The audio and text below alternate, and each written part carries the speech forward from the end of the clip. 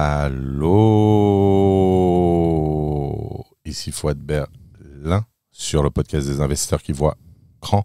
Bienvenue dans ce nouveau podcast 10M pour 10 millions d'euros, capital optimal de la magnifique position du Vachier. Je suis toujours à Berlin en compagnie de mon acolyte Hugo. Bonjour Fouad, bonjour à toutes, bonjour à tous et bienvenue dans ce nouvel épisode du podcast 10M pour 10 millions d'euros, le podcast des entrepreneurs et investisseurs qui osent transformer ce qui pourrait être un mirage en objectif atteignable. Pourquoi t'as modifié le marketing, putain? Pourquoi t'as modifié C'est 2025. C'est quoi ce truc? Le but est d'être à minima dans le 1%, soit de détenir 2,2 millions d'euros de patrimoine. Alors en réalité, je dirais que la tranche qui fait vraiment la différence, qui fait l'écart financier, c'est celle des 0,1%. Alors soyons clairs, être dans le 1% et encore plus dans le 0,1% nécessite déjà de ne pas faire ce que font 99%, voire 99,9% des gens.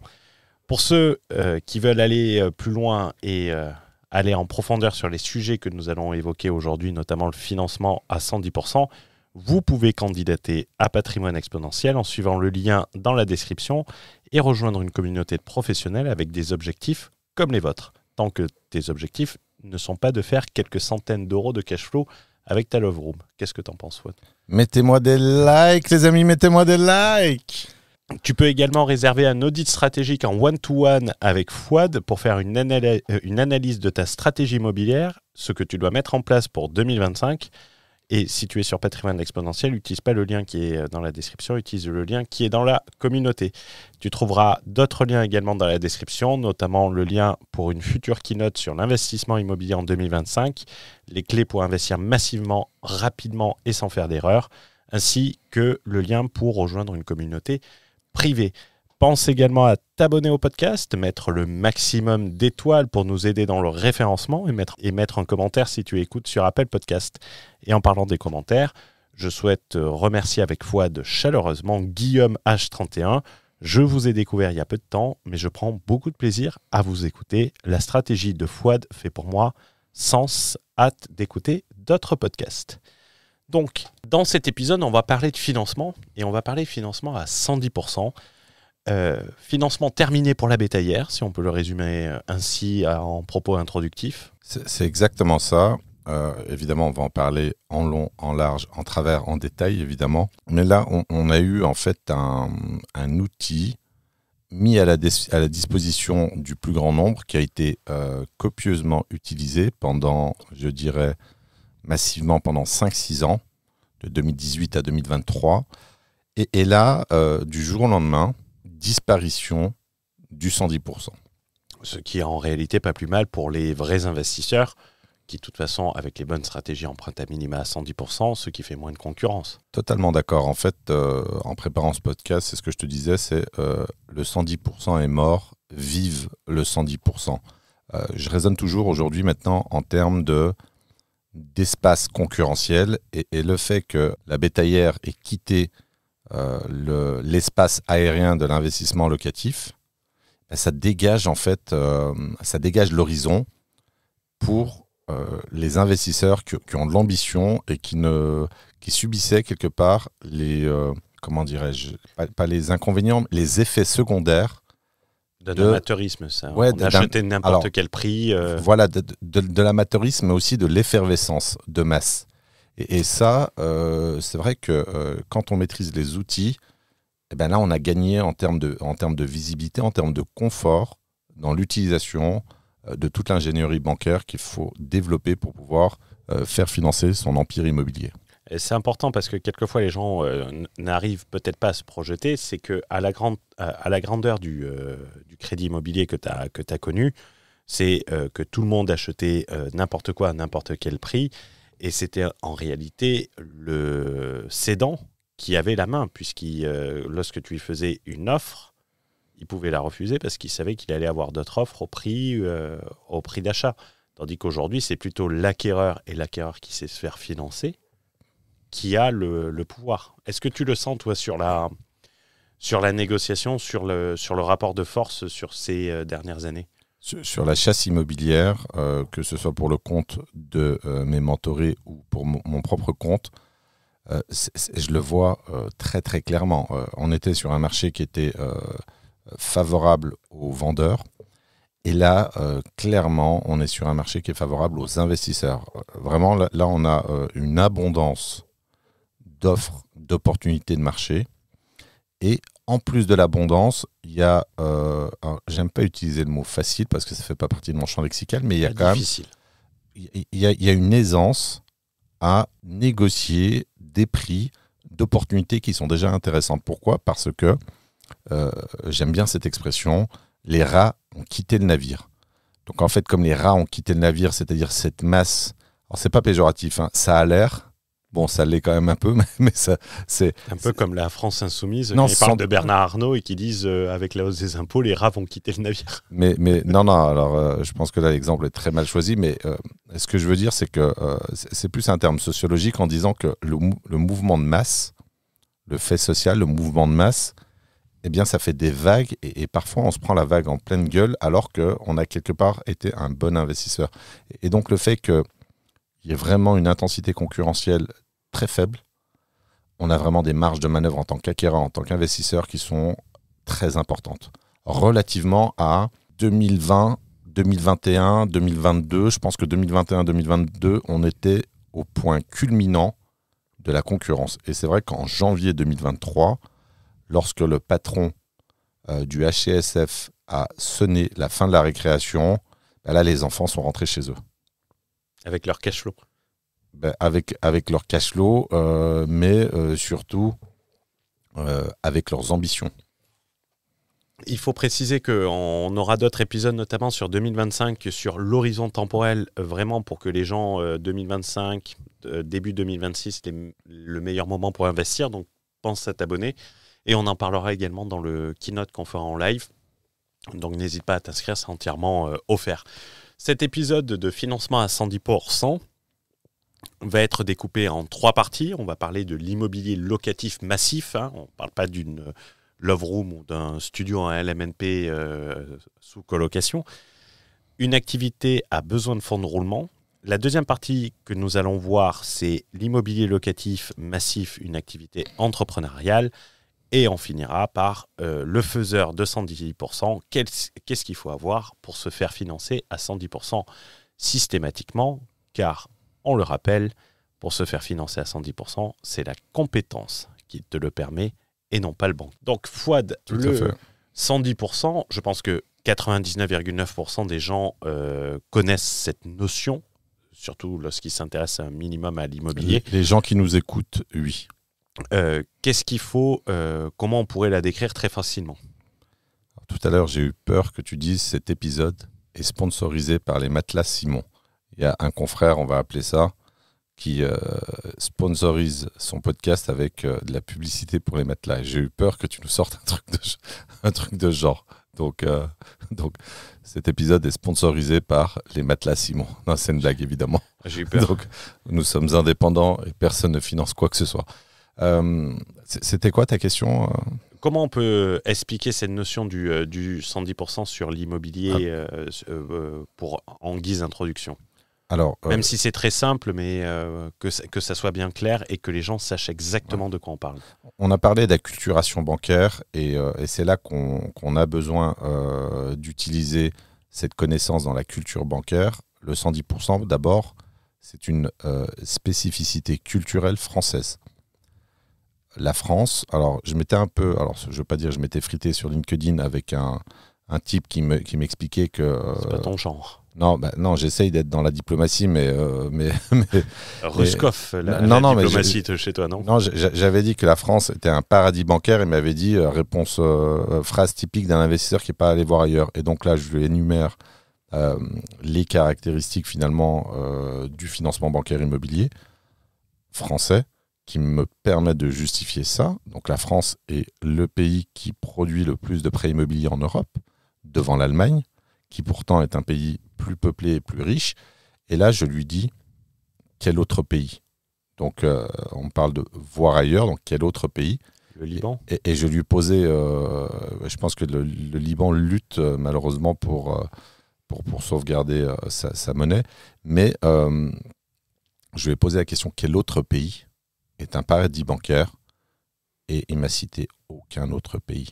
Donc voilà, donc c'est une spécificité culturelle française de financer un 110%. Qu'est-ce qu'un 110%? C'est le financement de l'acquisition du bien avec les travaux et en plus les frais de notaire. Alors c'est très intéressant puisque tu as évoqué cette mention d'investissement à l'étranger. J'étais à l'étranger avec ma compagne qui veut acheter un bien immobilier. On se rend compte que les banques fonctionnent exactement pareil parce que j'ai dû un peu la coacher avant et préparer le discours. Mais par exemple, un avantage qu'on va voir concrètement, c'est même sur de la résidence principale, ils ne font pas de financement à 110%. Ils font des durées plus longues qu'en France, ça peut aller jusqu'à 30 ans, voire 35 ans. Les taux d'intérêt sont plus élevés et variables. Et sur de l'investissement locatif, ça va être minimum 20% d'apport. Et les travaux ne font pas partie du prêt immobilier. C'est un prêt à part sur une durée plus courte. Tandis qu'en France, les travaux font partie de l'enveloppe de l'acquisition. Moi, j'ai fait un investissement et là, un deuxième sur Bali. C'est paiement sans financement bancaire. Aucune possibilité d'avoir un financement bancaire. Alors, j'ai su être créatif pour pouvoir me faire financer partiellement. Mais sur place, aucun financement bancaire. Sur Dubaï, c'est du bricolage avec du plan de paiement, donc du crédit vendeur très très court et éventuellement une petite partie en financement bancaire. Je m'intéresse sur Marrakech et faire une opération, c'est 30% d'apport et apparemment des difficultés à faire financer de la construction sur de la villa.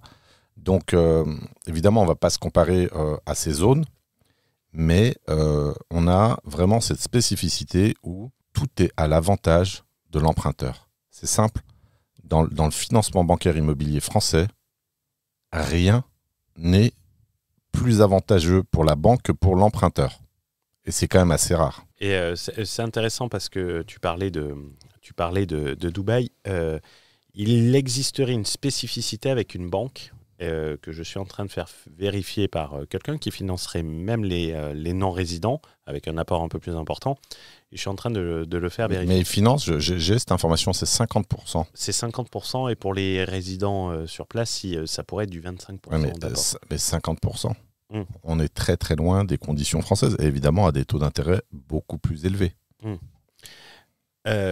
Tu l'as précisé dans l'introduction, ce 110%, les gens ont été mal habitués, entre autres par ça, c'est qu'ils avaient l'habitude de l'avoir pendant ce que tu appelles l'âge d'or du prêt IMO. Même les amateurs, sans le faire exprès, obtenaient le 110% et donc aujourd'hui, ils ne comprennent peut-être pas pourquoi ils ne l'obtiennent plus. Alors là où tu as raison de souligner, c'est sur le caractère amateur. C'était la norme. Et beaucoup de gens ont découvert le prêt immobilier uniquement sous ce prisme, donc sous le prisme des 110%. Donc c'était la norme pendant énormément d'années. Donc on parle quand même de 6 ans, 6-7 ans. Disons que depuis que Mario Draghi a mis les taux d'intérêt directeur de la Banque Centrale Européenne en 2016 à 0%, là ça a été la fête du slip en fait. On a eu une production de crédit extrêmement importante. Donc la norme, donc il y a énormément de gens qui n'ont connu que le 110%. Et là où c'est très très difficile, c'est que l'arrêt du 110% a été extrêmement brutal, quasiment du jour au lendemain. Et pas uniquement du 110%, parce que tu vois, c'est une problématique que je vois sur les appels de candidature de patrimoine exponentiel. Et c'est les profils les plus difficiles. Tu sais, les personnes, ils ont fait 2-3 opérations. Ça s'est bien passé avec le banquier. Ils pensent que ça va être toujours pareil. Tout à fait. Et d'avoir commencé dans ce cadre, on pourrait faire un parallèle avec le business Internet en soi. Ceux qui ont commencé en 2020, à la grande époque de la vente de produits sur Internet, tu mettais 500 € de publicité, tu récupérais 5000 €. Même si ton produit n'était pas optimisé. Aujourd'hui, ça ne marche plus. Mais les gens qui ont eu cette habitude dès le départ, ils ont du mal à s'adapter et à évoluer. Et ils pensent tout le temps qu'en fait, ils vont toujours trouver ça. Et ça, je le vois souvent avec les gens, tu sais, qui disent « Ouais, moi, mon banquier m'a financé 2 opérations. » Je ne sais pas si tu le vois aussi dans les audits stratégiques. Non, mais je l'ai eu et j'ai aussi Mon banquier m'a dit que la holding n'était pas un problème, qu'on pouvait mettre de l'intégration fiscale ou avoir une SCI sous holding, c'est pas un souci. Peut-être pour une opération. Le dernier qui m'a dit ça, je l'ai laissé poursuivre son expérimentation et ça a fini en mentorat. Parce qu'il m'a confirmé que sur la deuxième opération, la banque lui mettait des bâtons dans les roues. Donc c'est un peu comme le film La Haine. Jusqu'ici, tout va bien. C'est pas la chute qui compte, c'est l'atterrissage. Donc pour l'instant, ça va. Pour certains, c'est une forme de biais en fait.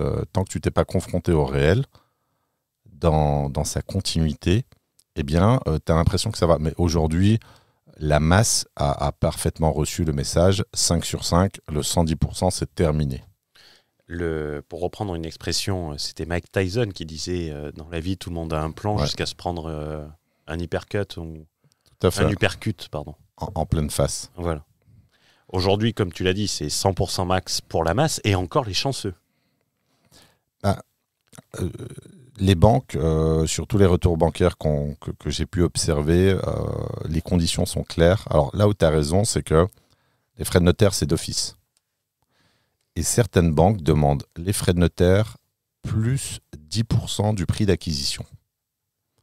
Donc le 100%, un financement à 100% et pas à 110%, c'est déjà dans le meilleur des cas. Et le 110, c'est vraiment devenu, on va dire, ça relève de la nostalgie aujourd'hui, le 110%. Je vais prendre mon WhatsApp sur un appel parce que ça avait été assez marrant et je pense qu'il nous écoute.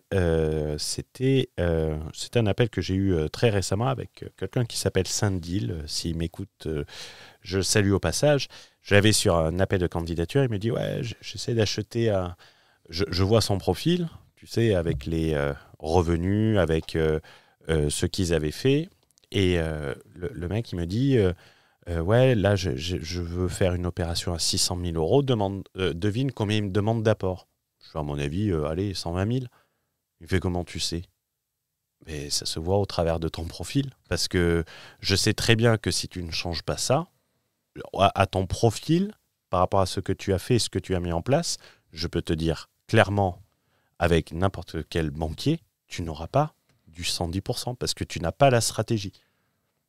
Et quelquefois, tu es sur des apports de 20%. Donc aujourd'hui, 100%, un financement à 100%, déjà, c'est pour des gens qui sont chanceux, et ça, il faut le préciser. La raison principale, qu'est-ce que tu dirais? C'est ce que tu appelles le rationnement du crédit? Voilà, la raison principale, c'est le rationnement du crédit. Évidemment, cette expression qui est propre à mon champ lexical n'est pas évoquée de la sorte, parce qu'on n'a pas envie non plus que la bétaillère se soulève. C'est les normes du HCSF, donc le Haut Conseil à la stabilité financière. Je rappelle que le patron du HCSF est l'ancien patron de CTLM, c'est-à-dire comment dirais-je... Ceux qui te financent la résidence à Bali? Non, ce que je veux dire, malheureusement, ceux qui financent les pauvres. Le revolving, la télé. Voilà, le roi du crédit à la consommation, mais du mauvais crédit. Et donc, ce type-là donc, aujourd'hui est en charge du rationnement du crédit bancaire, notamment sur la partie immobilier. Et donc, la raison, et c'est là où il faut aussi avoir quelques connaissances en termes d'économie monétaire, c'est une politique monétaire qui est volontariste, c'est-à-dire que dans le sens où, volontairement, on a cherché à couper des têtes, et les têtes visées sont celles des multi-investisseurs. Donc tous les gens qui ont écoutent ce podcast. Alors, évidemment, là, on est en plein dedans. C'est vous qui êtes visé, c'est vous à qui on veut couper des têtes. Il y a eux, mais... Avec la force publique. Alors, c'est avec la force publique, alors j'ai envie de te dire avec le concours de la force publique, mais là, on est dans une norme, on est dans une loi. Et donc, la volonté, donc la politique monétaire, elle cherche à réduire la production de crédit immobilier. Ça a parfaitement marché. On a une production de crédit qui a très lourdement chuté. On est sur une baisse de l'ordre de 40%, ce qui est, en termes de définition économique, à partir de 10%, on parle d'un crack. Donc, moins 40% de centaines de milliards, c'est largement suffisant pour bouleverser tout un écosystème. Agences immobilières, notaires, des notaires qui licencient, des agences immobilières qui ont fait faillite, plusieurs milliers, moins de diagnostics. Il y a tout un écosystème. Il y avait les courtiers qui faisaient mal. Les courtiers, oui, qui manifestaient devant la Banque de France. Eux, le HSF, il les a reçus. C'est un peu le LBD avec des boules de pétanque. En fait, c'est un peu comme malheureusement des retraités qui manifestent. Ça n'a aucun impact sur le système et sur les gouvernants. Mais tu vois, c'est très marrant parce que, en fait, c'est notamment une norme. On pourrait parler juridique un peu. Le HSF, et ça, les gens ne l'ont pas forcément intégré et raisonnent tout le temps comme s'ils étaient avant le 1er janvier 2022, car il me semble que ça a été à ce moment-là, 1er janvier 2022, le renforcement des règles. C'est qu'on est passé de ce qu'on appelle en juridique du soft law, qui est de la recommandation, tout à fait, à la hard law, à la réglementation. Tout à fait. C'est comme sur une autoroute. Si demain tu es sur l'autoroute et qu'on te conseille, qu'on te recommande de rouler à 110, le radar il va pas te flasher. Mais par contre, une fois que qu'on te dit c'est 110, le radar il te flash même si tu es à 115. Donc il faut vraiment comprendre ça et bien comprendre que la banque elle va pas risquer sa licence bancaire pour te financer ton LMNP. C'est la question que j'allais te poser, et du coup je rebondis là-dessus. La banque ne prend pas de risque réglementaire, ne prend pas de risque avec sa licence de banque. Donc la banque, elle obtempère. Et c'est pour ça que la production de crédit a lourdement chuté, pas qu'à cause de ça, parce qu'il y a une espèce d'auto-sabotage de la part d'investisseurs. Et il y a également un choc très violent sur l'augmentation des taux d'intérêt. Donc il y a trois mécanismes, trois raisons fondamentales, mais principalement, c'est la politique monétaire qui visait à réduire la production de crédit. On a introduit cette partie au tout départ. L'immobilier locatif massif, une activité a besoin de fonds de roulement. Et quelqu'un qui veut investir massivement a besoin du 110%, parce que sans la capacité à utiliser le 110%, ce que tu appelles le cartel bancaire, qu'est-ce qu'il va faire ? Sans ta capacité à utiliser le 110%, c'est très très simple. Ça reste une équation mathématique assez basique. Il va falloir mettre de l'épargne et finalement, la banque va saisir ton épargne. Façon de parler, évidemment, puisque cette épargne est injectée dans le produit, dans l'acquisition, dans le bien immobilier. Donc, la banque va saisir ton épargne et finalement, elle va stériliser ton ambition. Et je rappelle la définition de stériliser, c'est rendre inapte à la reproduction et en l'occurrence, dans le cas qui nous intéresse, la reproduction immobilière. Donc, ton ambition va être neutralisée, stérilisée par la saisie de ton épargne et, in fine, tu vas te retrouver, comment c'est l'expression avec le chien ? Avec le chien. Ouais, tu sais, tu as une expression là. Ah oui. Castré. Non. J'ai un peu parfois des difficultés, tu sais, comme les gens qui sont bilingues, sauf que moi, je ne suis pas bilingue. Donc, tu sais. Donc, mais tu dis que tu réfléchis en américain et que si ça te revient. Non, les gens connaissent ma détestation pour la culture anglo-saxonne. Avec le chien. Ou plutôt, moi. Non, tu te retrouves la queue entre les jambes. Ah, la queue entre les jambes. Voilà. Alors, je ne sais pas ça voir avec un chien, mais... Fais attention de ne pas te faire stériliser par la patronne. Pas nous faire stériliser les épisodes elle est tombée du podcast. Elle est tombée. Alors, je la salue si elle nous écoute. De temps en temps, elle fait en fait des... comment dirais-je ? Elle fait vérifications. Des contrôles inopinés. Voilà. Elle est tombée sur un podcast qu'il ne fallait pas. Sur celui qui est malheureusement le plus salace. Elle m'a dit, mais t'es un beauf, t'as pas honte, t'es père de famille. Donc, non, mais... Salut Lémi et on lui fait un petit coucou et n'hésitez pas à nous dire si vous voulez un autre épisode avec elle. Donc l'idée, c'est que c'est quand même dommage de se retrouver ponctionné dans son épargne et de ne plus avoir les moyens de financer une ambition. Donc il faut bien comprendre, et ça, on va insister dessus, que le 110% est avant tout un outil de travail pour professionnels. De toute façon, les amateurs, ils n'y ont plus accès. C'est exactement ça. En fait, moi, j'ai toujours le même regard. Quand j'entends des gens s'exprimer de manière dogmatique sur un outil, sur une stratégie, en expliquant que ça ne fonctionne plus. C'est jamais un problème d'outil, c'est souvent un problème d'utilisation. Donc cet outil professionnel qui est d'ordre stratégique est nécessaire pour les investisseurs ambitieux. Donc c'est vraiment un outil mis à la disposition de l'investisseur qui lui permet vraiment de minimiser en fait les points de friction pour atteindre ses objectifs. Donc réservé aux professionnels et aux ambitieux, et surtout indispensable pour les ambitieux. J'avais une anecdote, pour te raconter une anecdote, je vais essayer de faire un peu de storytelling à la Oussama Ammar pour que ce soit un petit peu plus agréable. Et tout le monde sait que c'est un très très bon storyteller. Le meilleur. Voilà, et moi j'étais dans l'automobile pendant 10 ans, 11 ans. De 2008 à 2019. Et en fait, à la base, j'importais des véhicules en provenance d'Allemagne. Et au début, je montais, en fait, alors c'est le principe de l'effectuation, j'allais en Allemagne récupérer les véhicules moi-même avant de passer à la sous-traitance au niveau du transport. Et là, je mettais mes propres plaques, ce qu'on appelle un W-garage, qui est une plaque d'immatriculation de professionnels qui te permet de circuler sans plaque d'immatriculation, puisqu'en Allemagne, les gens sont propriétaires de leur plaque d'immatriculation, elles sont retirées lors de la vente.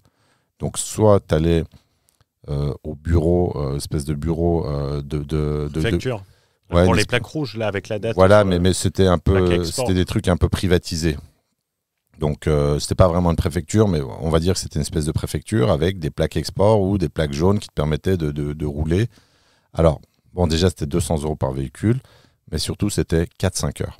Donc moi j'arrivais, je mettais mes W-garage et je repartais avec. Donc j'avais acheté des pinces à rifter pour venir mettre les rivets. Et toutes les pinces que j'ai achetées, sans exception, elles avaient une durée de vie moyenne de 2-3 mois. Et un jour, j'ai acheté de la Facom. Pour les gens qui sont dans l'automobile, savent de quoi je parle. D'ailleurs, c'est une marque, je crois que c'est une marque française dont les produits sont garantis à vie. Là, depuis que j'avais utilisé cette pince à rifter professionnelle, c'est simple, elle ne m'a jamais posé de problème et je l'ai conservée peut-être 10 ans jusqu'à l'arrêt de mon activité. Donc c'est la même chose. Puis-je te faire une anecdote sur le W-garage et la pince à arriver? Un W-garage ne doit pas être rifté au véhicule. Oui, mais là, je n'avais pas le choix parce que... Du double face. Alors, je vais te faire une remarque d'investisseur de terrain. Le porte-plaque allemand que tu enlèves en bas et tu mets... En fait, j'ai enlevé le porte-plaque allemand parce que je ne voulais pas que les Allemands sachent... Que c'était une voiture allemande. Exactement. Donc, je démontais tout le cadran en plastique et je venais les rifter pour qu'on évite de savoir que c'était des plaques temporaires françaises. Exactement, parce que le W-garage, fin de la parenthèse, est interdit en Allemagne. Le vrai 110%, pour revenir au 110% et laisser la pince arriver. Cette époque était bien lointaine. Manié par des pros, il faut comprendre que si demain il y a des changements, ça ne va pas tellement l'impacter. C'est exactement ça. En fait, l'outil, il existe toujours. En fait, tu n'as pas une suppression du 110%. Tu as une suppression des habitudes. Tu as plutôt un frein net de l'utilisation de l'outil par les amateurs, mais le 110% existe toujours. Et en fait, ce qui est hyper intéressant, c'est que...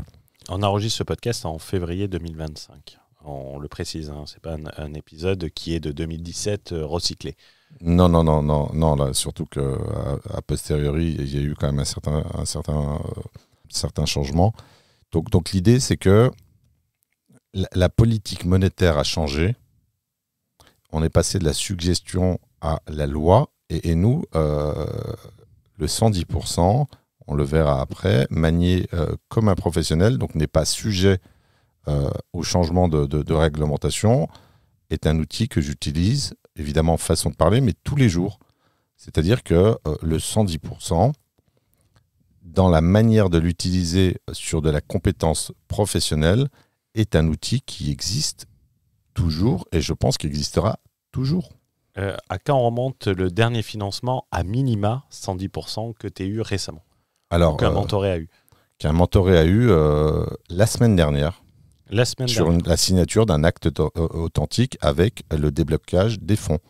Donc pas l'offre d'achat signée. Non, la semaine dernière, sur un immeuble de rapport, déblocage. Alors, c'est moi qui ai fait la chasse, donc j'ai reçu ma commission d'agence, donc je sais exactement quand. Donc, la semaine dernière, le dernier 110% a été réalisé, donc il y a moins de 7 jours. Il y a moins de 7 jours. Le montant, sans rentrer dans le détail, mais la fourchette. On est à 650 000 euros. 650 000 euros. Donc, ce n'était pas une acquisition à 50 000 euros avec des prêts étudiants. En amplitude d'achat, sur mon mentorat, on n'a quasiment rien en dessous de 400-500 000 euros, sauf exception. Demain, on trouve un coup de fusil à 250-300 000, on le prend. On accepte parfois d'être sous-dimensionné si c'est vraiment une opportunité de très très grande qualité. Fais gaffe, je vais te faire baisser. Mais alors, il y a des seuils où il y a de l'inacceptabilité. Donc, non, la semaine dernière, oui, c'est la semaine dernière, on a eu ce 110%. Et celui juste avant, tiens, allez. Alors, celui juste avant, je crois qu'il y a 3 semaines. Il y a 3 semaines, donc toujours en 2025. Alors, en 2025, en 2024, en 2023, je n'ai fait que du 110%.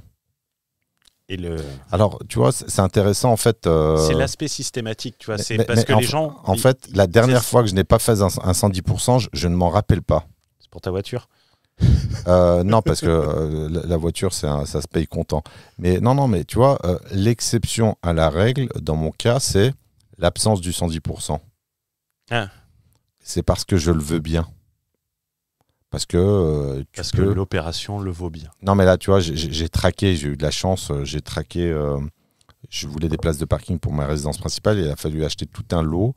Donc un sous-sol. D'ailleurs, c'est marrant parce que tu vois, je t'avais dit que tu allais faire une love room. Ouais, je ferais bien une love room alors, mais tu vois, c'est pas forcément pour du rendement, c'est pour utilisation personnelle parce qu'en fait, elle est en face de chez moi. Donc j'ai 3 stationnements. Il y a ce local de 150 mètres carrés.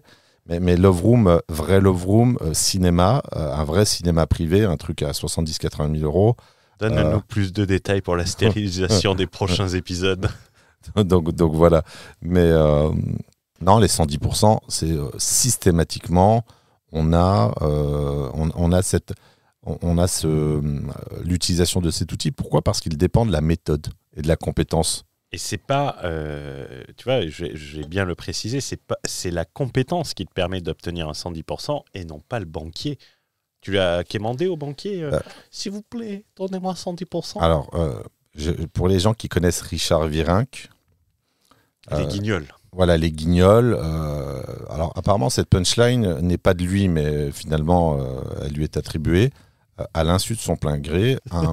En fait, je ne quémande pas le 110% pour une simple raison. Donc, je ne suis pas dans une démarche de mendicité bancaire, pour reprendre mon champ lexical. Je suis dans l'obtention par une série d'ingénierie juridique, bancaire, tout ce qu'on veut. Et donc, on va voir à la fin. Voilà, j'obtiens les 110%. Et ça, c'est très important. Je ne suis pas dans le romantisme bancaire, je ne suis pas dans la mendicité bancaire. J'exécute une méthode qui me garantit d'avoir les 110%. Et ça change absolument tout. Et il faut préciser pour ceux qui ne connaissent pas Richard Virenque que c'est une référence au Guignol. Tu le mettras sur le... Au Guignol, en fait, c'est un cycliste où il avait eu un test de dopage positif. Il avait dit qu'il avait été dopé à l'insu de son plein gré, quasiment. Malgré lui. Oui, exactement. C'est ce que je dis à ma compagne quand je rentre alcoolisé le soir. J'étais alcoolisé à l'insu de mon plein gré. Revenons à des choses sérieuses. Moi, j'ai envie d'apporter une précision sur une image que je vois souvent et qui peut aider les gens. C'est qu'il faut bien comprendre que c'est la compétence que tu dois développer. Et pour l'illustrer, il sera en réalité plus simple avec de la compétence, avec de la stratégie, d'avoir 110% auprès d'un banquier qui ne te connaît ni d'Ève ni d'Adam, que tu n'as jamais rencontré et que peut-être tu démarches à distance, qu'avoir 110% avec ton banquier de toujours, chez qui tu as tes comptes depuis 20 ans. Tout à fait, pour une simple raison, c'est que le banquier qui te connaît, à qui tu demandes, il peut te dire « je ne peux pas ». Ce n'est pas possible. Ma direction, ma hiérarchie ne m'autorise pas à faire ce prêt en 110%. Alors qu'avec notre méthode... Ce n'est pas une question de proximité, mais c'est une question de technicité. Voilà, c'est une question de technicité. Et comme on ne demande pas de 110%, et alors c'est ça qui est très paradoxal à comprendre, c'est que... On aurait les caméras, on pourrait en faire un short. Ben, oui. Surtout avec tes lunettes de soleil. Je me suis déguisé en Patrick Bruel. Donc, ce qui est très contre-intuitif, c'est qu'on ne demande pas le 110%. On ne le demande pas, on ne le formule pas. Et je vais même aller plus loin, on ne le formalise pas. Et donc, comment refuser quelque chose qui n'a pas été demandé? Et un cadeau? Non, mais au-delà du cadeau, c'est est-ce que techniquement on peut refuser quelque chose qui n'a pas été demandé? Donc tu ne peux pas avoir de refus parce que tu ne demandes pas un 110%. Tu l'obtiens, tu l'exécutes. Et ça, c'est totalement différent, c'est disruptif. C'est un exemple de disruption que j'aime beaucoup parce que je parle souvent de créativité bancaire, de créativité juridique, de disruption. Je dis même que le podcast est disruptif. Alors une personne m'avait repris une espèce de fan... de vendeur, j'allais dire de McDonald's de l'information, en me disant oui, tu t'autoproclames disruptif. Et tout est disruptif dans le podcast sur l'ambition, sur la méthode, sur l'état d'esprit, sur ce qu'on ne fait pas, etc. Et finalement, cette disruption, elle permet de continuer à investir sans avoir en fait les bâtons du système dans les roues. On va continuer sur ce 110% en précisant quelque chose. C'est que moi, j'avais une personne à qui j'avais refusé la candidature, tu vois, sur patrimoine exponentiel, parce qu'on veut conserver la qualité, c'est la force de la communauté.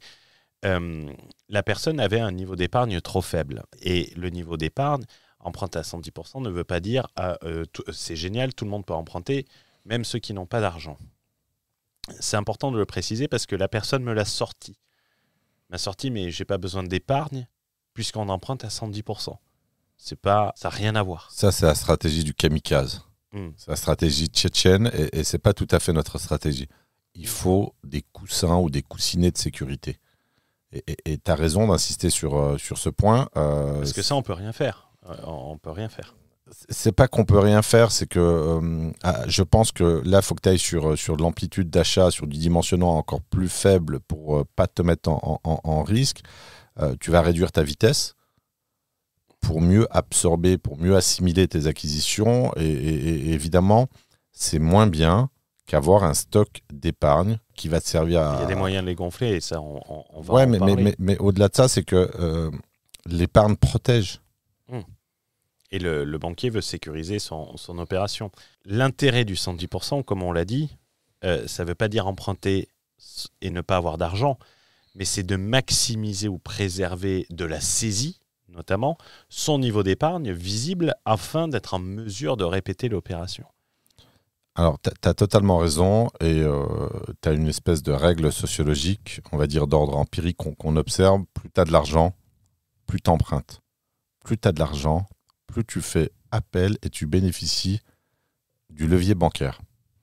Et ça, il faut le comprendre, en fait, le fait de ne pas vouloir, pour des questions stratégiques ou financières, ne pas mettre d'apport n'est pas un signe de pauvreté.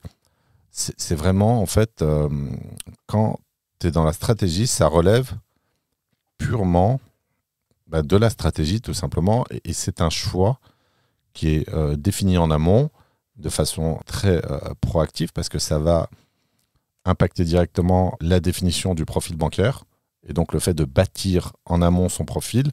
Et ça, tu as totalement raison parce qu'il y a beaucoup de gens qui pensent à tort que sans apport, c'est sans argent.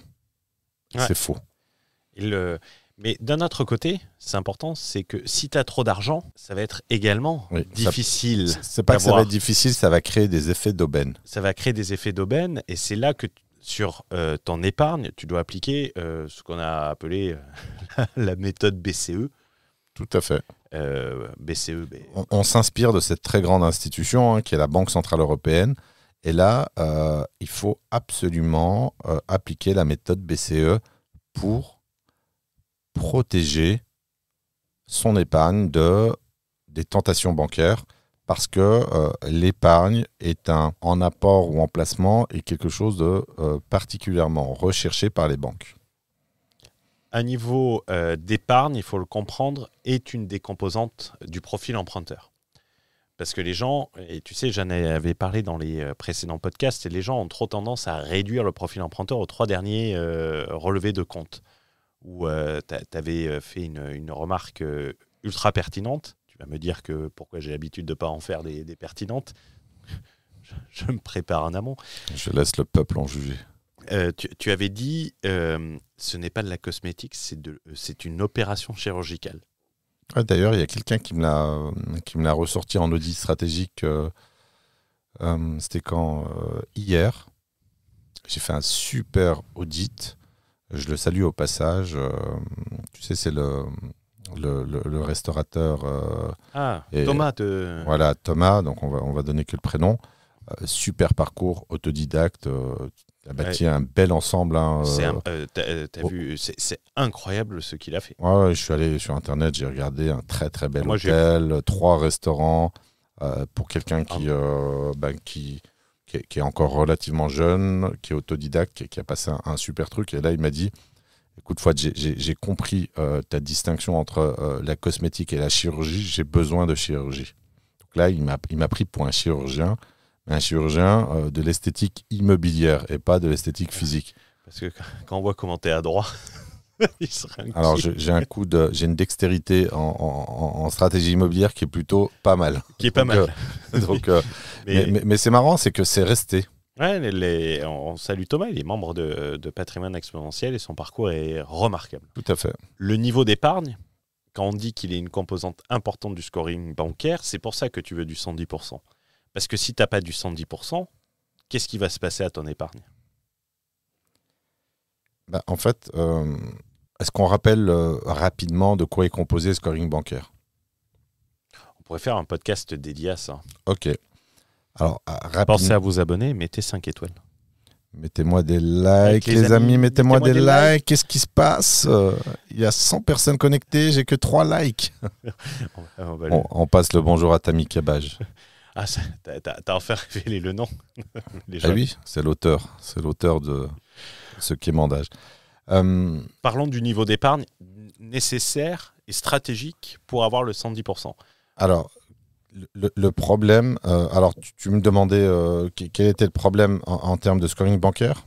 Ouais, en fait, si tu n'as pas le 110%, qu'est-ce qui va se passer à ton épargne qui te permet d'avoir le 110% entre autres ? Là, c'est de la mécanique. Si tu n'as pas le 110%, tu viens puiser sur ton stock d'épargne.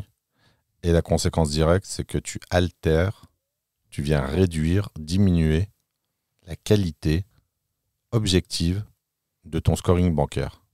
Alors, est-ce que je me suis bien exprimé ou c'était trop complexe ? Tu t'es bien exprimé. Bon, merci. C'est que tout simplement, pour le simplifier... pour le tout venant. Pas pour le tout venant. On a la chance d'avoir une audience extrêmement qualitative et je tenais à vous en remercier encore une fois. Alors, je rebondis là-dessus. Je retombe sur Thomas. Enfin, je reprends Thomas.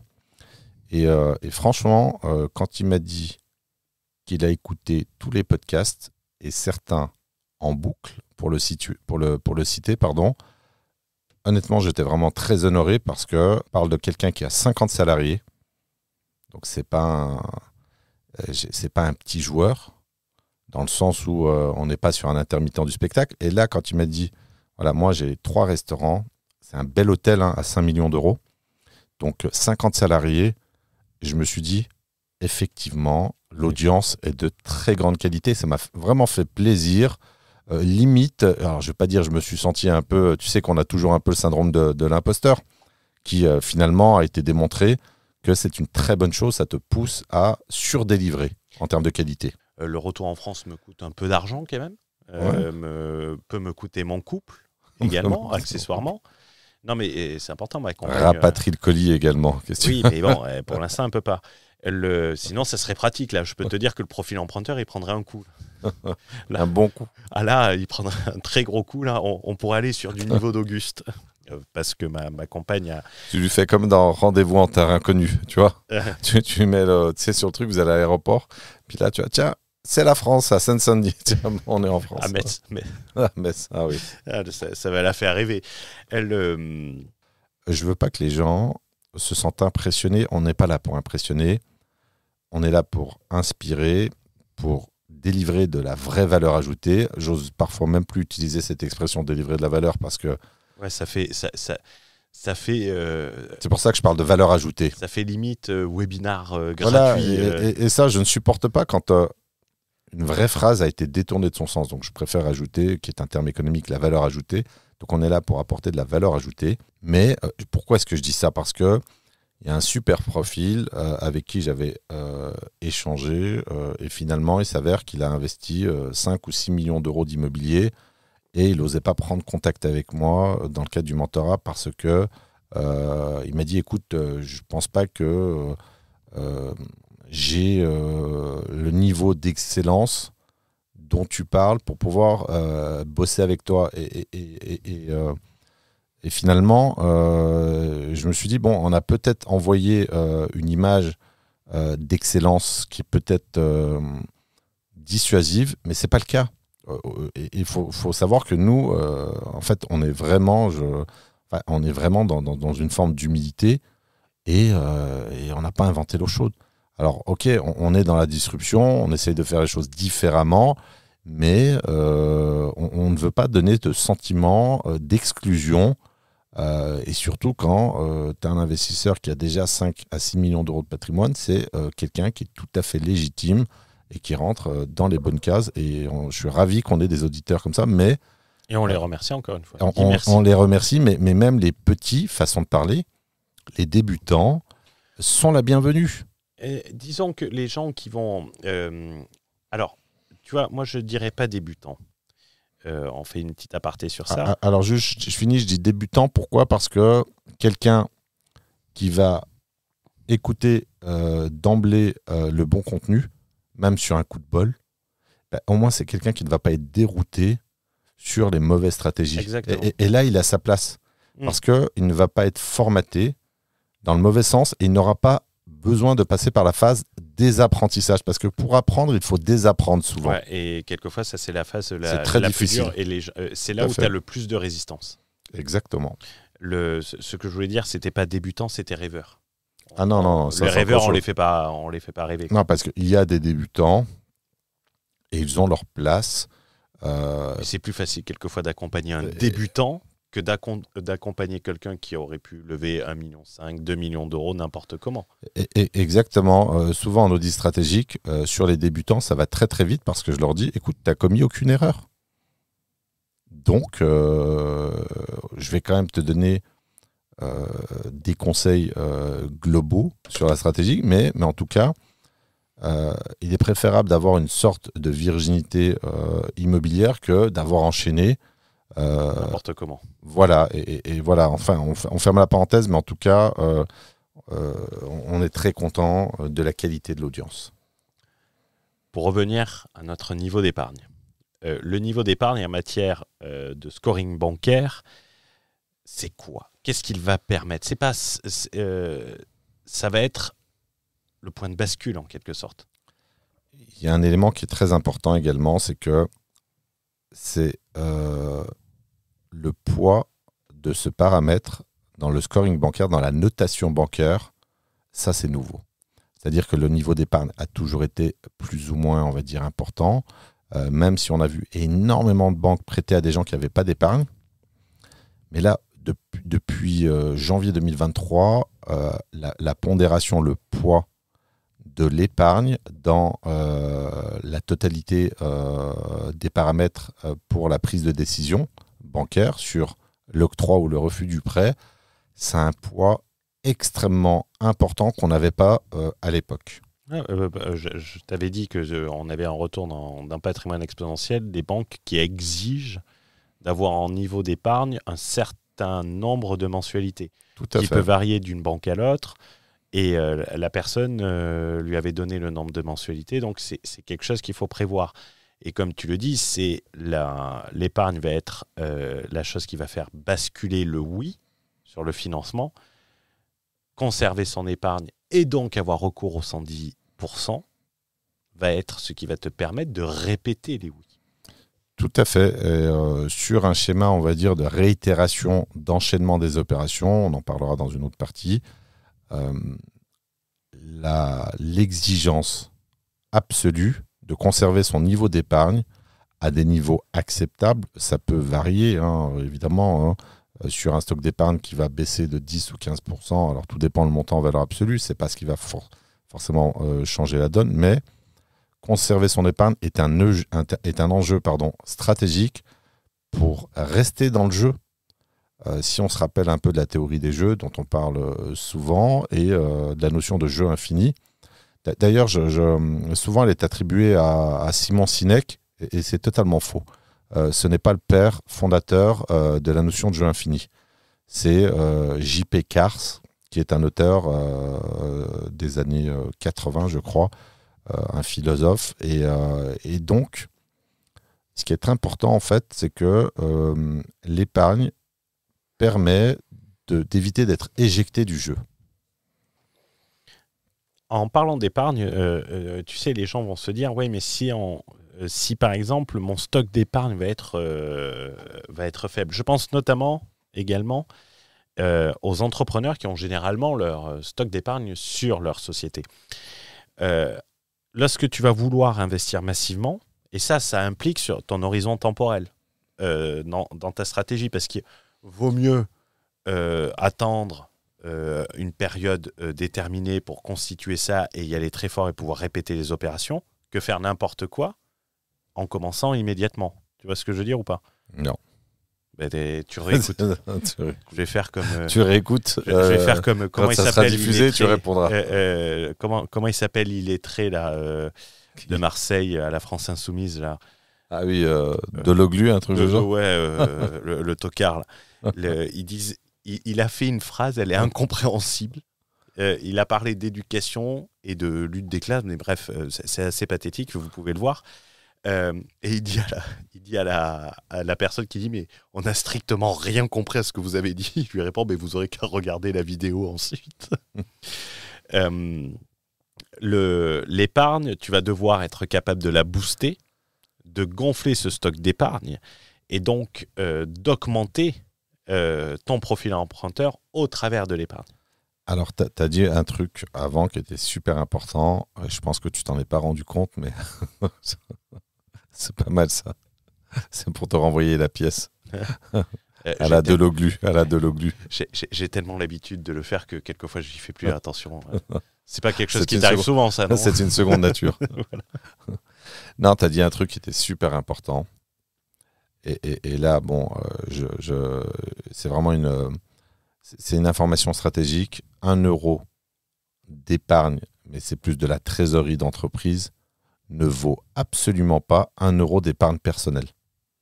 Et j'ai beaucoup de gens que j'ai en audit. D'ailleurs, là, j'ai quelqu'un que je devrais accompagner en mentorat qui a de l'ordre de 2 millions d'euros en épargne d'entreprise. Et là, je lui ai dit, écoute, il va falloir, comment dirais-je, pour pas que ce soit trop péjoratif, mais faire des tours de passe-passe. Je ne sais pas si c'est péjoratif, l'expression. Mais grosso modo, le scoring, en fait... Il faut être très prudent sur comment on va l'amener parce que le tour de passe-passe, moi, si tu veux, j'ai toujours fait attention au contenu que je dis sur Internet. Non, mais je fais attention au sens des expressions, c'est ça que je voulais dire. En fait, mais également sur la méthode. Parce mais c'est légal. Ce que je veux dire, c'est que. Ah, mais c'est entièrement légal. Voilà, aujourd'hui, tu as de la trésorerie d'entreprise que tu as le droit de te distribuer. C'est une accumulation de bénéfices. Donc, ce sont des droits à dividendes. La problématique, c'est que quand tu veux te présenter comme un signe blanc, est-ce que tu as déjà vu un signe blanc avec 2 millions d'euros de trésorerie d'entreprise? La réponse, c'est non. Et avec des dividendes également. Dans sa déclaration. Et donc, tu as la notion de dividende, mais surtout, il y a comment dirais-je, la prise en compte de 1 euro de trésorerie ne vaut pas 1 euro d'épargne. Mmh. Et pourquoi ? Parce que la solvabilité de l'investisseur est le critère principal de l'octroi ou non du prêt. Ce n'est pas la qualité de l'opération qui intéresse la banque. Et ça fait une différence qui est fondamentale. Et donc, ce que je voulais dire, c'est qu'il faut travailler, une fois de plus, le profil d'emprunteur en transférant légalement, évidemment, de la trésorerie d'entreprise en épargne visible, en nom propre. Et là, il y a... Il y a des techniques qui permettent de le faire sans imposition. Voilà, là, il y a de l'innovation juridique. Est-ce que tu te rappelles où est-ce que tu l'as appris ? Alors, je ne sais pas si... Alors, je l'ai appris déjà dans mon mastermind, mais ce n'était pas dans une interaction entre nous deux ? C'était à mon mastermind. C'était au PNL. T'es sûr ? Que j'avais évoqué cette partie. Mais sur la partie, par contre, je pense que tu as fait un morceau du chemin. Moi, j'ai fait la partie capitaliser sur la technique pour augmenter la qualité du scoring bancaire. Tu as appliqué la technique sur ton modèle. En fait, toi, tu étais sur l'accident industriel et moi, j'ai capitalisé sur... j'ai apporté la valeur ajoutée. Accident industriel, je t'ai structuré ma structure sur mesure pour pouvoir le faire. J'ai structuré ma structure. J'ai structuré mais sur la forme juridique. Non, mais ça, tu l'as adapté à ta forme juridique et à ton mode de fonctionnement. Donc voilà, l'idée, peu importe, c'est que... Reconnais, bordel. Franchement, je ne me rappelle même plus, en fait. Je ne me rappelle que de mes créations originales. C'est un peu comme Canal+. Je vais les déposer à l'INPI et je vais les crypter la prochaine. Tu sais que je m'apprête à déposer une série de marques à l'INPI, en fait même plus qu'à l'INPI, sur le marché européen, US et UK. Donc, tu verras qu'elle vient juste d'être déjà déposée. D'ailleurs, si tu veux les louer, on peut s'arranger. Ça m'étonnerait. T'as regardé hier soir ? Comment ? T'as regardé hier soir ? J'ai regardé quoi ? Parce que j'ai mon avocat qui m'a fait la confirmation. Je suis prêt à te mettre en concession. Sur les délais de publication, c'est très long. D'ailleurs, petite technique, lorsque l'INPI vous refuse un enregistrement de marque au niveau national, pour des raisons à la con, vous passez par je crois que c'est l'OMPI, donc c'est à Madrid, et c'est un dépôt de marque qui est valable pour toute l'Europe. C'est ce que j'ai fait. En fait, la marque Voir Grand m'appartient. Dans le cadre, on va dire, de l'immobilier, de l'ambition, du développement personnel. Et l'INPI avait refusé. Et cette stratégie de contournement, tu vois, ça c'est un exemple parfait.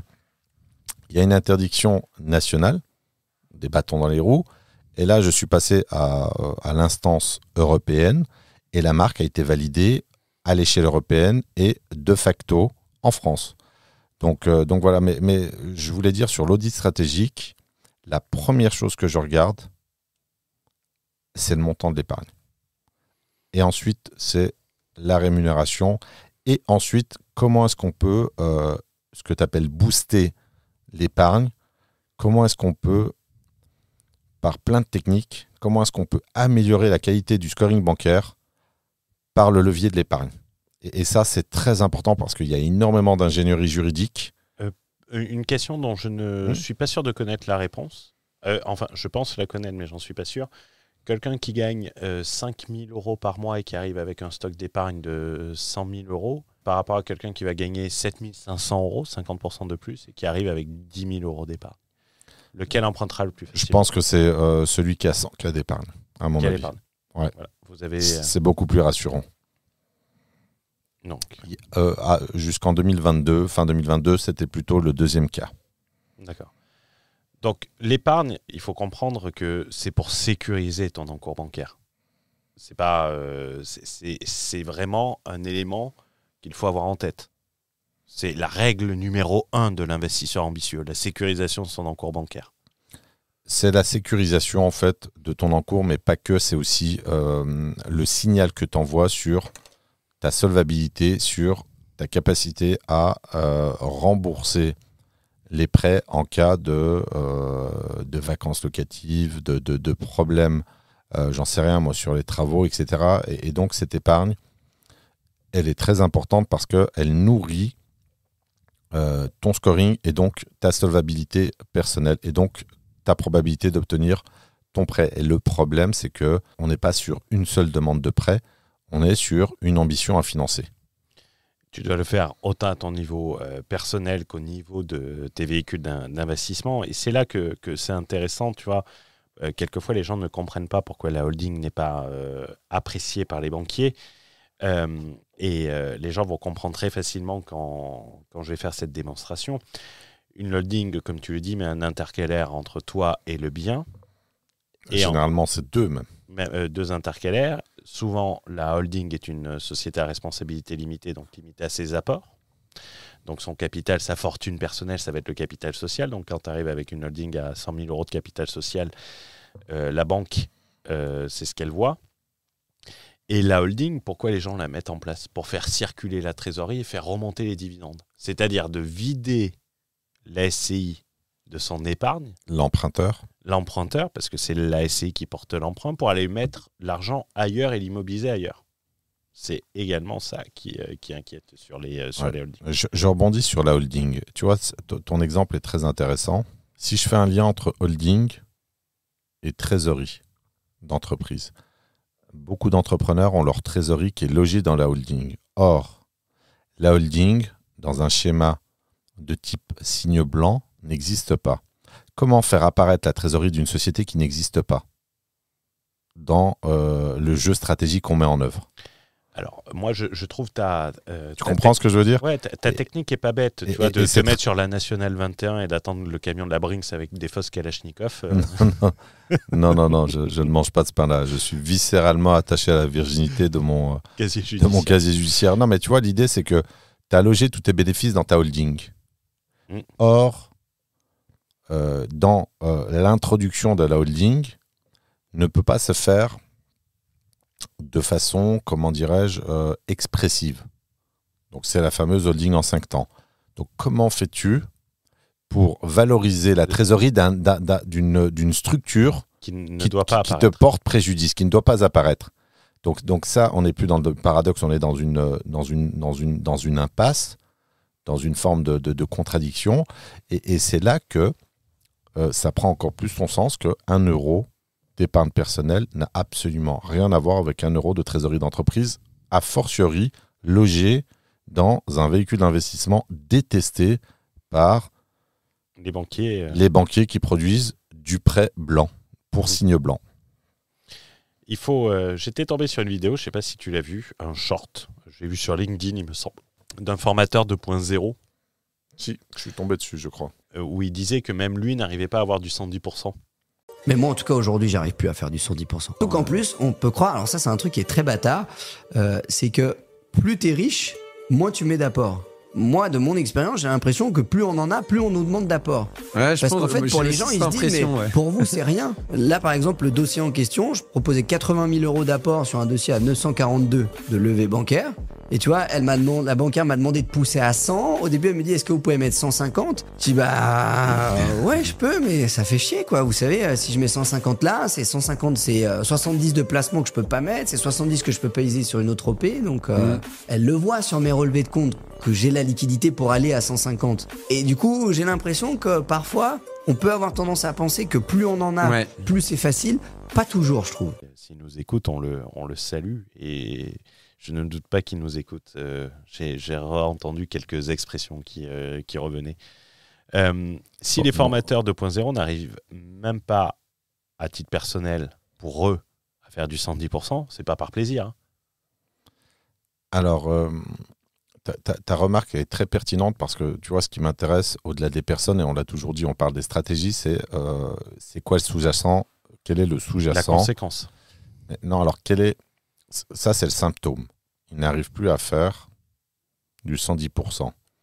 En fait, c'était une espèce de passager clandestin qui a profité en fait de cette abondance, de cette facilité à obtenir un 110%. Et maintenant que c'est terminé, la cause, c'est son incompétence. Il n'arrive plus à faire du 110% parce qu'il n'est pas compétent en la matière pour faire du 110%. Il est en qualité, alors même ce mot, j'ose même plus l'utiliser, formateur. D'ailleurs, je l'avais dit, hein, il ressemble à un signe noir, mais c'est pas un signe noir. donc, il n'arrive pas à faire du 110% parce qu'il n'a pas la compétence, tout simplement. Le 110%, c'est un savoir-faire artisanal qui est à manier avec doigté. le Hermès un peu. Si Hermès fait du Black Friday, c'est plus Hermès, quoi. C'est plutôt Gucci, quoi. Exactement, et ça n'a plus la même saveur. Donc quand tu ne sais pas faire du 110% et que tu en as bénéficié accidentellement, conjoncturellement, eh bien, quand la fête est finie, si tu n'as pas la compétence, le savoir-faire, eh bien, tu ne fais pas du 110%. Et tu ne peux pas enseigner le 110%. Voilà, comment enseigner aux gens à faire du 110% quand tu ne sais toi-même ne pas en faire. Mais en fait, c'est pour ça qu'on a voulu bien insister sur ce 110% et sur les éléments qui permettent de l'avoir, et on va continuer. Mais en fait, à l'époque du prêt de l'âge d'or, comme tu l'appelles, je ne sais pas si ce sera une marque déposée, si je devrais te verser. C'est l'âge d'or du prêt immobilier. L'âge d'or du prêt immobilier, ça a été un peu le cas avec tous les formateurs. Mais parce que c'était une formalité d'y aller. Moi, par exemple, j'ai participé au webinar d'une influenceuse qui t'expliquait que si tu avais du cash flow en LMNP, le banquier allait te prêter encore plus. Le calcul différentiel, et je tiens à préciser, c'était en novembre 2024. Ouais, ce qui est totalement fou, en fait. On disait avec 500 euros de cash flow en plus, tu vas emprunter plus, et donc tu empruntes en illimité. On est en fait à l'extrême opposé de la réalité des critères. Donc ça, c'est des choses importantes parce que les gens, généralement, se basent sur les informations qu'ils voient. Passons, cette partie a été relativement dense. L'immobilier locatif et donc le 110% une activité entrepreneuriale, il faut comprendre que pour répéter les opérations, on a vu ce qu'il fallait à la base. Ils sont obligés de maîtriser cet outil. Pas uniquement pour faire une opération. À la limite, quelqu'un qui veut faire 1-2 opérations, il n'en a pas tellement besoin. Tant mieux pour lui s'il sait l'utiliser. Mais quelqu'un qui nous dit, par exemple, et on le verra dans un podcast, la banalisation du 10 millions d'euros, quelqu'un qui a un objectif qui se chiffre en millions d'euros, il est obligé de le maîtriser.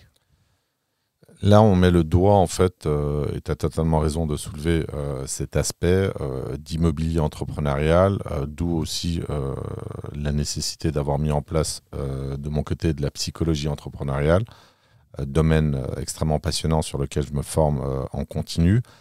Plus tu es ambitieux, plus tu as besoin de travailler avec cet outil. Ça, c'est la règle. Il est fondamental, en fait, de comprendre que dans une notion d'enchaînement des opérations, sur un horizon temporel court. Alors, c'est quoi un horizon temporel court ? C'est pas, je ne parle pas du salaire journalier ou du cash flow mensuel. Je parle du quinquennat, 5 ans. Allez, on va dire que si tu es très très bon, tu es très bien accompagné, tu as maximisé et pas optimisé, maximisé tous les paramètres de ton scoring bancaire, tu peux te permettre d'envisager ce que j'appelle un blitz patrimoine. Donc un patrimoine éclair sur 3 ans, mais disons que 5 ans, c'est déjà du court terme en immobilier, sur des échelles qui habituellement, sur ces patrimoines, prennent 20, 25, 30 ans, voire plusieurs générations. Donc quand tu as vraiment de l'ambition et que tu n'as pas des capitaux illimités, il est indispensable de travailler avec cet outil professionnel qu'est le 110%. Le seul qui peut se permettre, à la limite, c'est Bernard Arnault, de s'en passer. Exactement. Malheureusement, j'allais dire peu de gens sont dans le cas de Bernard Arnault. Il n'y en a qu'un seul. Quand on est, on va dire, dans une situation à peu près normale dans les standards français, on n'a pas d'autre choix que d'utiliser le 110%. Et j'appuie sur ce point parce que je pense que on est les seuls là. Alors vous me direz si vous avez entendu ça quelque part ailleurs. Alors on peut en parler par-ci par-là. Moi je dis que c'est indispensable. Cet outil, l'utilisation de cet outil dans le cadre d'une stratégie ambitieuse est indispensable. On n'est pas dans quelque chose de facultatif. Il faut savoir l'utiliser et il faut l'utiliser systématiquement. Ouais, et c'est parce que tu as besoin du fonds de roulement. Tu as besoin de conserver. Alors, tu as besoin du fonds de roulement et tu as besoin de le conserver. En entreprise, quand tu as un BFR, tu as un besoin en fonds de roulement et tu as un fonds de roulement en face. si ton BFR ne diminue pas, et que tu diminues ton fonds de roulement, qu'est-ce qui se passe ? Je te laisse répondre à la question parce que je sais que je vais t'apporter la réponse. Tu vas me dire, mais pas du tout, pour me dire exactement la même chose. Donc je te laisse. Je te laisse dans ta posture de victime, vas-y. Qu'est-ce qui se passe si tu maintiens le BFR ? Réponds à la question. Réponds. Assume. Non, mais c'est très simple. Tu as un décalage qui est très important. C'est-à-dire que si ton BFR est maintenu au même niveau et que ton fonds de roulement baisse, tu n'as plus de quoi assumer ton train de vie. Et là, je parle de train de vie, mais je veux dire, ton train de vie entrepreneurial, Je veux te signaler que c'est l'inverse. Absolument pas. Alors, je voulais voir si tu étais sûr de toi. Bien sûr, je suis sûr. Donc un fonds de roulement, c'est important parce qu'en termes de jargon, on utilise du champ lexical d'entreprise. C'est une activité entrepreneuriale. Tout à fait, c'est une activité entrepreneuriale. Donc, fonds de roulement et besoin de fonds de roulement et maintien du fonds de roulement. On ne peut pas. Alors, on peut baisser le fonds de roulement si on baisse l'ambition. C'était très marrant parce que tu vois, on en parlait à midi, c'est que tu as Donald Trump qui a été élu. Il utilisait à son époque des stratégies similaires avec la Deutsche Bank et y compris sur le profil emprunteur, en quelque sorte où il maximisait ses revenus pour maximiser sa capacité d'emprunt. Tout à fait. Il a maximisé en fait sa fiscalité parce qu'il a maximisé ses revenus et il y a une corrélation directe entre la capacité à emprunter qui dépend de la capacité à rembourser qui elle-même dépend de tes revenus et de la fiscalité qui est un indicateur de ta solvabilité. Plus tu payes d'impôts, plus tu es bankable, on va dire bancable en français. Bon, c'est un petit peu bancal, mais c'est vraiment important. Bancarisable. Je crois que c'est bancable, mais c'est marrant, tu vois, quand tu donnes l'exemple de Donald Trump, c'est super, c'est super intéressant parce que même sur Bernard Arnault, ça m'a fait penser à ce que j'appelle la stratégie en fait du pivot sur l'affaire Hermès, où tu as une agilité entrepreneuriale extraordinaire, où Bernard Arnault va récupérer, je crois, de l'ordre de 20% du capital d'Hermès en étant sous les radars. Je rebondis là-dessus, c'est que si on introduit le critère qui est détestable de la morale, à 2 balles évidemment, les petits ne peuvent pas se permettre de ne pas utiliser les techniques des grands. Et ça, c'est fondamental. Si un Donald Trump, qui a quand même fondé un empire, un vrai, ou si Bernard Arnault va utiliser une forme d'agilité, on va dire entrepreneuriale, maniant l'opacité sur ses intentions, la fameuse stratégie de la taquilla, dont Pascal Praud essaie d'en détourner le sens, tu ne peux pas, toi, en tant que petit, relativement petit, parce que d'un côté on parle en milliards et de l'autre côté on parle en millions ou en dizaines de millions, est-ce que tu peux te passer des méthodes des grands ? Et ma réponse, je pense que c'est non, parce que si tu commences à faire dans la morale ou dans la naïveté, tu n'y arriveras pas. Donc ton exemple est particulièrement pertinent en fait pour expliquer vraiment cette professionnalisation, le fait d'être malin. Attention, malin et pas roublard. Être malin est une compétence entrepreneuriale. Et c'est là où il faut comprendre en fait le jeu des autres joueurs et notamment des plus grands joueurs dans le jeu de l'argent et de l'immobilier. Et parfois, il faut se dire que par mimétisme, on est obligé d'appliquer les mêmes stratégies. Il y a également une question du synchronisation du 110%. Alors, synchronisation, c'est féminin. De la synchronisation. Merci. Je me suis réveillé à 4h15 ce matin. T'as raté tes cours de français en CP. C'est ça. C'est ça. Peux-tu nous dire quand est-ce, d'une manière temporelle, d'une question de temporalité, j'en perds mon français, quand est-ce qu'il faut y penser c'est un amont et quelquefois c'est dur de le contextualiser et une fois tu l'avais dit, je n'avais pas réussi à le contextualiser immédiatement. Est-ce que tu peux le préciser ? En fait, cette question de la synchronisation, elle est fondamentale et ta question est très bonne. Pourquoi ? Parce que ce qu'il faut comprendre, c'est que l'outil est intégré en amont dans la mécanique générale de déploiement de la stratégie. C'est dès la chasse immobilière qu'il faut penser aux 110%. Alors, quand tu débarques à l'improviste devant ton banquier ou devant un banquier que tu ne connais pas parce que le bien est dans une autre région et que tu vas demander ou formaliser, tu vas faire ta demande sur ton 110%, c'est déjà trop tard.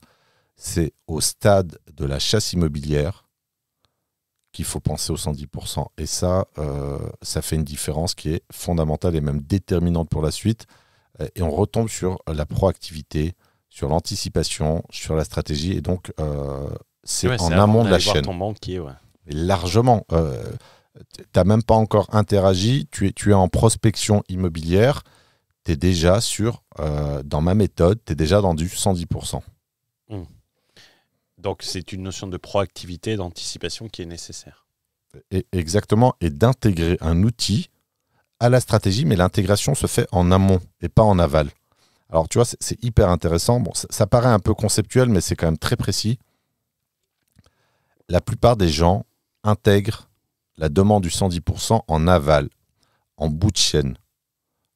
S'ils pouvaient l'intégrer au stade de la signature authentique, ils le feraient. Mais on va dire que l'avant-dernier maillon de la chaîne, c'est la banque. C'est demande de financement. Demande de financement et ensuite acte authentique. Mais demande de financement, intégrer le 110% à ce stade-là, c'est trop tard. C'est de l'improvisation, c'est de l'amateurisme. Ce qu'il faut faire, c'est l'intégrer en amont, au premier stade de tout ce processus, donc vraiment à l'échelle, c'est dès la prospection immobilière. Et ça, c'est important de le comprendre. Le faiseur de 110%, pour finir sur ce podcast, qui fait déjà 1h20, donc long podcast, mais important, parce que c'est... une classe de maître. Une classe de maître ou masterclass. J'ai le droit, moi, je parlais deux langues. Master System. Le hack. Le faiseur, ce qu'il faut pour avoir du 110%, et j'aimerais rajouter, et je l'avais fait dans une vidéo YouTube, systématiquement. Mais systématiquement, c'est un mot important. Parce qu'il n'y aura pas qu'une acquisition. Alors, tu as ça, mais surtout, en fait, systématiquement, ça renvoie au système, et le système renvoie à la méthode. C'est toujours une question de méthode, en fait. Si tu veux finalement réduire tes ambitions, mais avoir des ambitions qui sont quand même suffisamment élevées par rapport aux normes statistiques, aux normes du HCSF, c'est la même méthode. Donc systématiquement, c'est très important de se dire que comment on fait pour avoir en fait un système qui permet de produire des offres de prêt systématiquement, donc à 110%. Et là, on est sur de l'ingénierie. Et il y a plusieurs niveaux d'ingénierie. Il faut le préciser parce que dans l'ingénierie, si tu dis ingénierie juridique, c'est trop restrictif. C'est à la fois de l'ingénierie juridique, à la fois de l'ingénierie bancaire, tout à fait, et de l'ingénierie sociale. Tout puisque à fait. Tu vas devoir interagir avec des gens. Tout à fait. Alors, social et même, j'ai envie de te dire... L'intelligence relationnelle. De l'ingénierie relationnelle, on dirait. Tu as du relationnel, mais comme on est dans une société de l'écrit et pas de la parole, c'est pour ça que d'ailleurs, je pense que peu de gens ont une parole, l'écrit, le montage juridique et bancaire est fondamental. Après, évidemment, il faut avoir l'intelligence d'interagir comme il faut avec les autres joueurs, donc et notamment la banque, qui a ses standards, qui a ses habitudes. Parce que tu peux tout griller sur une mauvaise utilisation de mots, sur une mauvaise présentation ou sur une mauvaise réponse à une question. Oui, je pense que tu as cet aspect, mais à mon avis, quand tu en arrives à cette fragilité, c'est que ta méthode n'est pas bonne, tout simplement. Et donc, en fait, tu as plus une imbrication, c'est-à-dire qu'un montage dépend d'un autre. Et en remontant la chaîne, c'est pour ça que je parlais en fait d'intégration de l'outil en amont. Au final, en fait, tu as une succession d'ingénierie qui aboutit à ce 110%. Et là, il faut être absolument dans la stratégie. Il va falloir être stratégique également sur l'épargne. Tout à fait. Soit sur les moyens de la booster, soit sur les moyens de visibilité et sur les moyens qu'on a nommés BCE qui vont garantir pour pouvoir la conserver et reproduire sur l'opération ensuite. Pour être plus précis, l'épargne... Si tu n'as pas le numéro personnel de Christine Lagarde, c'est mort. Ouais, ça va être compliqué à mon avis, même si elle est française. Non, mais on précise que c'est une blague, le numéro de Christine Lagarde. Alors, tu vois, ton épargne, tu peux tolérer qu'elle baisse, mais provisoirement. Tu dois la reconstituer. Et ça, les gens, quelquefois, sur les apports, sur les opérations, pensent que c'est immobilisé. Je le vois souvent sur des coachings. Personnellement, même si tu dois faire un apport, la question est quelle est la durée d'immobilisation de cet apport? Pendant combien de temps tu peux immobiliser cette épargne? C'est la notion en fait que j'avais introduite et qui parfois n'est pas bien comprise. C'est la notion d'avance sur apport. Je fais un apport, mais c'est qu'une avance. Et donc, provisoirement, le stock d'épargne baisse, mais il est vite reconstitué dans un deuxième temps. Et ça, vraiment, ce maintien du stock d'épargne doit être obsessionnel parce que c'est un des points névralgiques de la stratégie et du scoring bancaire. Parce que quelquefois, tu peux avoir une affaire, un coup de fusil, où là, pour saisir, tu vas peut-être en avoir besoin.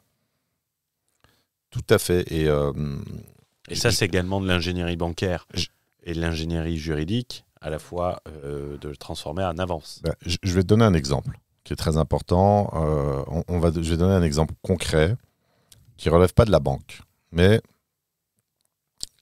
qui est susceptible finalement de baisser ton niveau d'épargne et d'envoyer un mauvais signal. Tu as des notaires qui exigent le versement d'un dépôt de garantie, d'un séquestre. 5 à 10% selon les usages. Eh bien, dans mon ingénierie juridique, je ne verse pas ce séquestre et je n'impacte pas, même provisoirement, mon stock d'épargne. Donc ça aussi, c'est intégré en amont. Et donc, si tu n'y as pas pensé, tu vas obtempérer et appliquer l'usage. Alors, ce n'est pas une obligation, c'est un usage.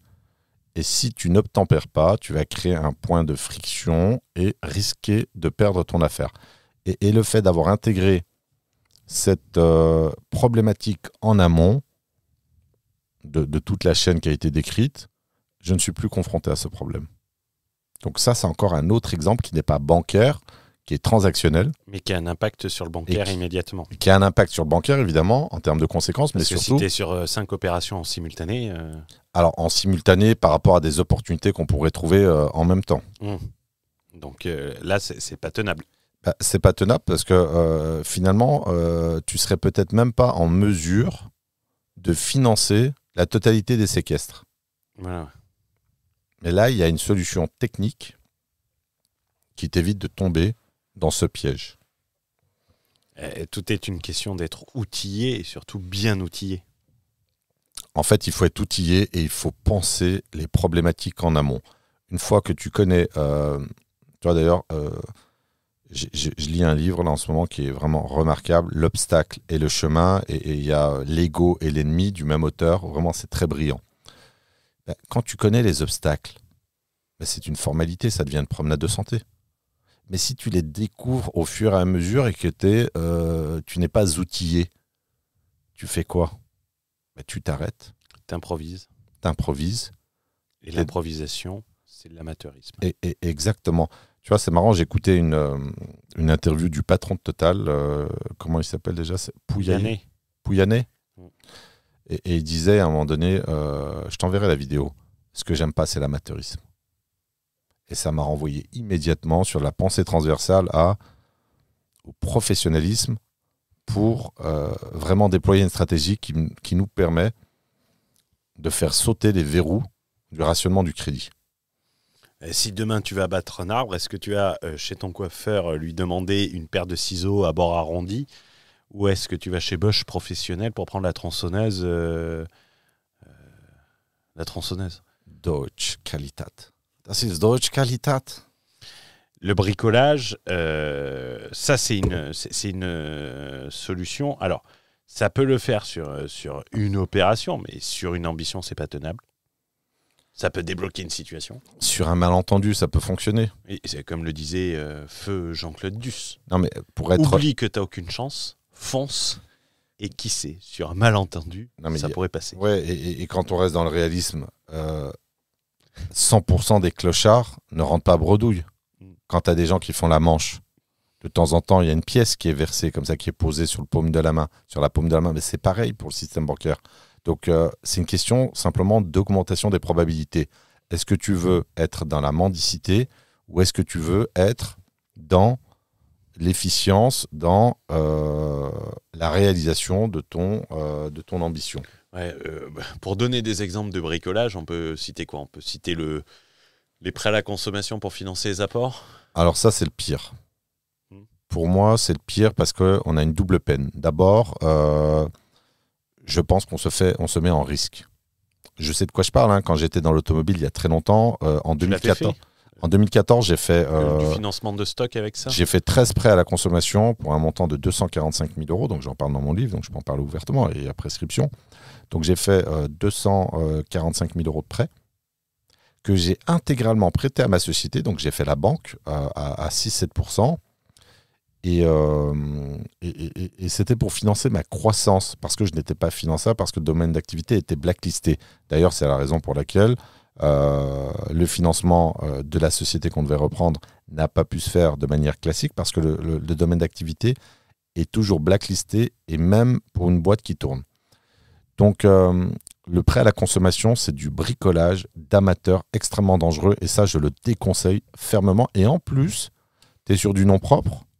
Donc, tu viens altérer, je suis gentil quand je dis altérer, tu viens défoncer ta notation bancaire, ton scoring bancaire, parce que tu es sur du non propre. Donc ça, il faut laisser tomber. Si un formateur, parce que c'est de ça, je crois qu'il y a un formateur qui parlait de prêt à la consommation, laissez tomber. J'avais quelqu'un dans le... Alors, c'est un truc beaucoup plus récent, je ne sais pas comment il s'appelle, et le but n'est pas de le citer, c'est sur le... Tu sais, j'avais fait un groupe WhatsApp de communautaire. Je vais le chercher. Qu'est-ce qu'il disait? Il n'y a pas longtemps. C'est sur le groupe WhatsApp Mania de l'immobilier. Ah, voilà. J'accompagne un client qui a eu 3,05%. Je ne sais pas si c'est une blague. Je me pose la question. Pour moi, c'est une blague. Il dit... J'accompagne un client, donc c'est quelqu'un qui accompagne visiblement, qui a eu 3,05% sur 300 000 €, et il a fait 5 banques et 5 prêts étudiants. Je ne sais pas si c'est une blague, mais tu as déjà entendu ça? Non, alors je sais qu'il y a des gens qui font des prêts à la consommation. S'il y a bien un mot qui n'a rien à faire dans une ambition professionnelle, c'est le mot consommation. En fait, ce montage, ce bricolage est la conséquence du manque de professionnalisme, du manque de créativité, de l'absence d'outils professionnel pour pouvoir exécuter sa stratégie. Donc là-dessus, non, c'est une très très mauvaise idée. Après, je ne sais pas ce qu'il y a d'autre comme bricolage. Tout ce qui est, évidemment, je préfère le dire, c'est une évidence, tout ce qui est faux usage de faux, c'est la ligne rouge. La ligne rouge, pour rappel, c'est... La ligne noire. En fait, non, c'est la ligne rouge, c'est ça dure, je crois que ça date, de la guerre froide, et la conséquence, c'était une guerre nucléaire. Donc ça, pareil, c'est pire que de l'amateurisme. C'est, comment dirais-je, comment on pourrait qualifier ça? C'est de la merde, si tu me permets l'expression. Non, non, c'est excessif. C'est du suicide. c'est du n'importe quoi. Donc, en fait, quand on regarde, c'est hyper intéressant comme point de réflexion, en fait. Quand tu n'as pas les outils, tu fais n'importe quoi pour assouvir ton ambition. Et ça ne fonctionne pas. Il faut une ingénierie bancaire, déjà pour ne pas te faire exclure de la banque qui te permet de l'octroyer, parce que ça ne va pas être de la banque sur des financements professionnels. Il y a aussi cette notion banque, financement particulier, financement professionnel. En financement pro, c'est pire. Durée plus courte, on te demande plus d'apports. Donc ça, c'est des choses qu'il faut prendre en compte. Et c'est une activité professionnelle, donc il faut avoir conscience qu'il va falloir une équipe de professionnels, qu'il va falloir des professionnels de haut vol et qu'il va falloir également les former, même si c'est des professionnels. Qu'est-ce que tu vois de plus à dire pour les personnes bon, il y a du contenu. Pour les personnes, s'ils mettent tout ça... excusez-moi, j'ai touché le micro. S'ils mettent tout ça en place, ils auront du 110% de manière systématique. Je pense qu'on a posé un diagnostic extrêmement clair avec... on a disséqué tout un processus. Maintenant, je pense qu'il faut se former avec les meilleurs. Je le dis toujours, hein, évidemment. Alors, les gens savent que je ne fais plus, et ça fait longtemps, dans la fausse modestie à la française, qui consiste à ne pas dire ce qu'on pense réellement. Il faut se former avec des pointures, les meilleurs dans leur domaine d'activité. En immobilier, il n'y en a pas 15 000. Donc le 110% existe. C'est un outil qui est formidable, dont on a besoin pour exécuter, assouvir, réaliser une ambition. Mais pour ça, il faut se former. C'était Fouad Berlin pour vous inspirer à voir grand. C'était Hugo pour m'occuper de la technique, me faire limite insulter dans le podcast, mais d'avoir toujours ce grand plaisir de vous retrouver, de retrouver Fouad pour ces épisodes. On se retrouve très prochainement sur un futur épisode et je vous dis à très vite. Ciao, ciao.